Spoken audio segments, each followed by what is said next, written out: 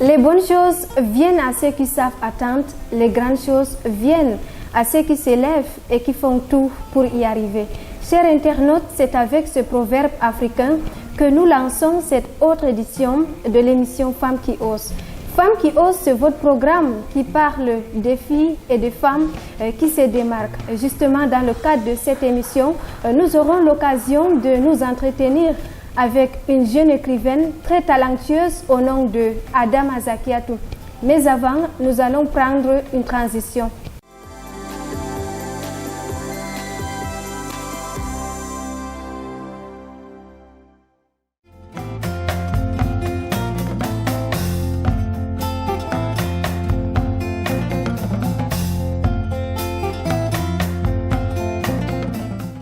Nous l'avons bien dit à l'ouverture de cette émission que l'invité de ce deuxième numéro de l'émission Femmes qui osent est la jeune écrivaine Adama Zakiatou. Bonjour Adama et bienvenue sur notre plateau. Merci Falimatou, bonjour. Avant d'ouvrir cet entretien, je vous propose à vous et à ceux qui nous regardent de suivre ce portrait.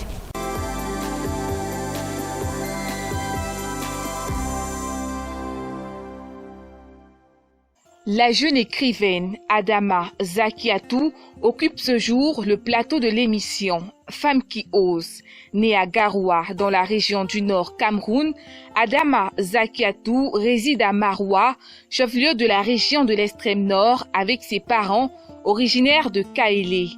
Depuis son arrivée au lycée classique et moderne de Maroua, elle a toujours été une élève très brillante et exemplaire. En 2016, elle est sélectionnée pour représenter son établissement au concours national Technovation, les filles en technologie, où elle gagne la 3e place lors de la finale de cette compétition organisée à l'université de Ngaoundéré. En 2017, elle arrive en classe de terminale et obtient le prix de meilleure élève en informatique lors du concours Olympiade organisé par Leader Corporation. Pendant ce temps, elle continue de nourrir sa passion pour l'écriture. En août 2021, elle signe son premier roman, Court-circuit, et devient la plus jeune écrivaine du Grand Nord. La même année, elle fait à Maroua la première dédicace de son roman. Puis en 2021 à Ngaoundéré et en 2022 à Yaoundé au centre Zingui de Koundou. Adama Zakiatou est très sollicitée dans les émissions radio du fait de son dynamisme. En février 2022, elle est sortie meilleure écrivaine au concours Judeka Award. Malgré son jeune âge, Adama Zakiatou pose chaque jour des actions très louables. Elle forme les jeunes de sa région dans l'écriture et bien d'autres domaines qu'elle nous dira dans l'émission Femmes qui osent. Alors, Adama Zakiatou, vous avez fait la série scientifique au lycée classique et moderne de Maroua où vous avez obtenu un baccalauréat TI. Mais par la suite, vous vous êtes lancé dans la littérature. Alors, qu'est-ce qui vous a motivé à vous lancer dans le domaine de la littérature alors qu'à la base, vous êtes scientifique de formation? Merci pour cette belle question, Falimatou. Je peux dire que la littérature, c'est d'abord une passion pour moi. C'est vraiment une passion que j'ai depuis que je suis toute petite. Donc, j'avais commencé d'abord par lire les bandes dessinées comme tout enfant. Ensuite, on me narrait également certains romans, on me faisait des résumés, etc. Et arrivé en classe de 6e, je me suis dit pourquoi ne pas aussi écrire mes propres histoires. Donc, quand j'étais fan de Charles Perrault, j'ai donc décidé de m'essayer à des petits contes, donc à mes heures libres, etc. Donc, avec le temps, c'est, je pense, en classe de première que j'ai vraiment décidé de changer de genre littéraire, donc de laisser le conte pour m'essayer au roman. Donc, cette passion est née depuis que je suis toute petite. Et donc, malgré le fait que j'ai eu un parcours scientifique, ça ne m'empêchait pas d'aimer aussi la littérature.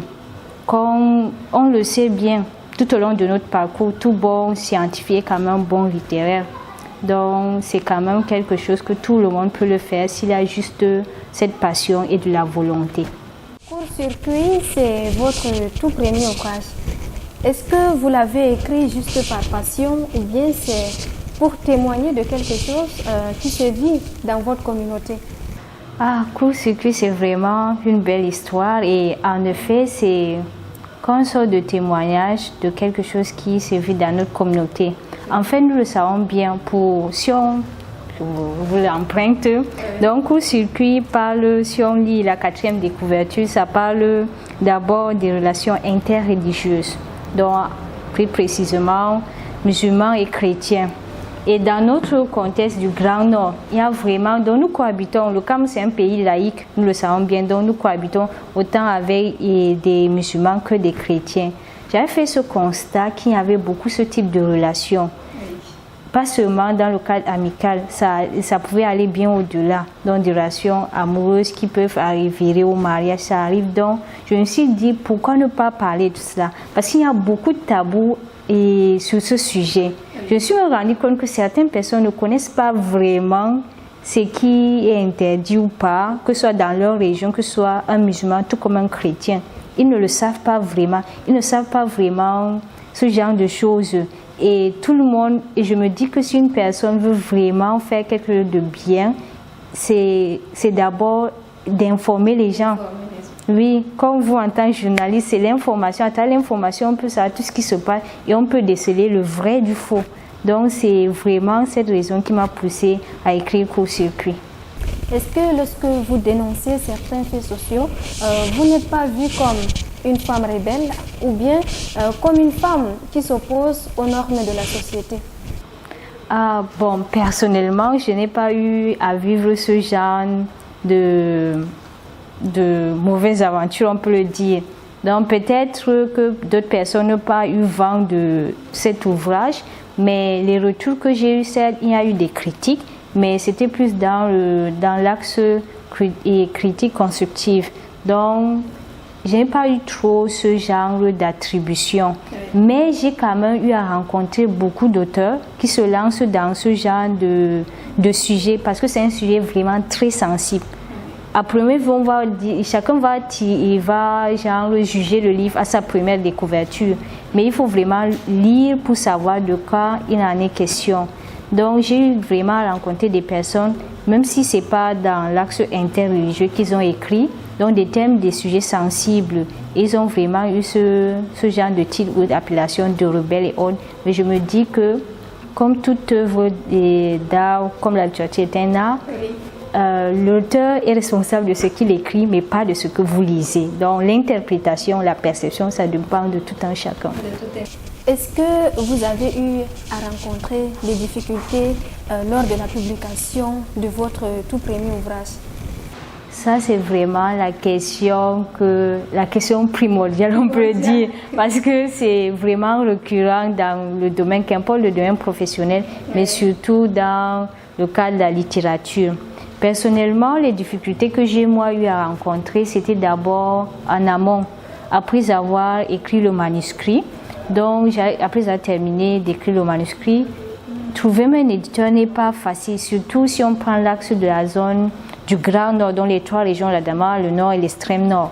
Donc, c'est pas facile d'en trouver. Mais moi, j'ai quand même eu la chance d'avoir vu ou bien d'avoir été au courant d'une offre, un appel à candidature pour candidater pour une édition. C'est un contrat à compte d'éditeur. J'ai eu cette chance, mais beaucoup n'en ont pas eu. Donc, il y a ce problème. D'abord, il n'y a pas de maison d'édition Grand Nord. Je pense qu'à mon avis, il y a dernièrement un confrère, Gaïa Ezo, qui a eu à ouvrir sa maison d'édition Guigues, basée à l'extrême nord. Mais d'autres n'en ont pas assez chance. Il y a aussi parfois la rencontre même avec les aînés qui sont dans le domaine pour nous prodiguer plus de conseils, les ateliers d'écriture, on n'en a pas assez ici dans le Grand Nord. Tout ça, ça fait que ça fragilise en fait tout le circuit de la littérature. Et même beaucoup de personnes ne connaissent pas la différence entre qu'est-ce qu'un contrat à compte d'auteur et à compte d'éditeur et même l'auto-édition. Parce qu'il y a plusieurs façons de se faire éditer et même le processus est vraiment long et tout. Il faut vraiment de la patience et vraiment savoir ce qu'il en est. Dans votre carrière, Adama Zakiatou, est-ce qu'il y a d'autres écrivains qui vous accompagnent et partagent leurs expériences avec vous?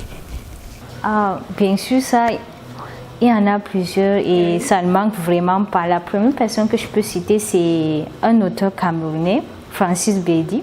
Il m'a vraiment aidé tout au long de la production de mon ouvrage. Oui.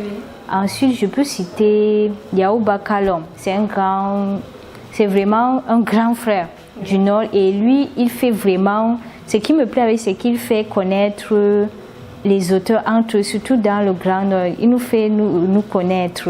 Donc, entre nous-mêmes, on peut se découvrir. Il y a également une jeune de Gawa, Djamila Yaouba également, avec qui il y a eu beaucoup d'échanges et on en apprend beaucoup. Et également, c'est vraiment très important d'échanger avec les écrivains. On s'améliore, on découvre de belles choses, de nouveaux styles, de nouvelles plumes. C'est vraiment enrichissant.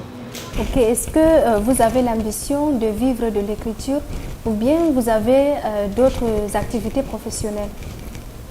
Vivre de l'écriture, ça ne sera pas facile, mais j'ai quand même beaucoup d'ambitions professionnelles. Oui, alors là, c'est vrai, j'ai beaucoup d'ambitions, que ce soit côté académique, pourquoi ne pas être professeur d'université? Parce qu'il faut quand même des femmes là-bas, des femmes qui osent, comme le thème de l'émission. Également, dans l'entrepreneuriat aussi, j'ai cette ambition, pourquoi ne pas avoir sa propre entreprise, l'auto-emploi, ça aide vraiment. À cet effet même, j'ai déjà une petite structure avec moi et mon ami Adjatou Abdourahman, spécialisée dans la pâtisserie. Donc on fait des crêpes, des pancakes, des cookies que nous commercialisons dans la ville de Maroua. Donc ça se passe plutôt bien. Et vous le faites comment? C'est à partir des commandes, donc minimum 48 heures ou 24 heures, un client peut nous passer une commande, choisir les saveurs qui lui plaisent et comme ça on valide, on s'attelle à la préparation, ensuite le packaging, après ça dépend du client, parfois ils veulent une livraison à domicile, parfois eux ils viennent récupérer, donc c'est ainsi. Un dernier mot à l'endroit de celles et ceux qui nous regardent actuellement? Tout d'abord, pour ceux qui ont vraiment une passion ou des passions, je leur souhaite vraiment de ne pas se décourager, de vraiment se donner à fond pour cela, parce qu'on ne sait pas ce qu'il y a demain et ce qu'il y aura devant, et ne jamais se décourager quand on veut quelque chose, donc oser et surtout persévérer.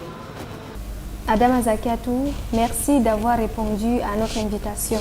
Merci Falimatou, ce fut vraiment un réel plaisir d'être avec vous. Merci énormément. C'est déjà l'heure pour nous de vous dire au revoir. Vous avez été nombreux à nous suivre sur la page Baba Info.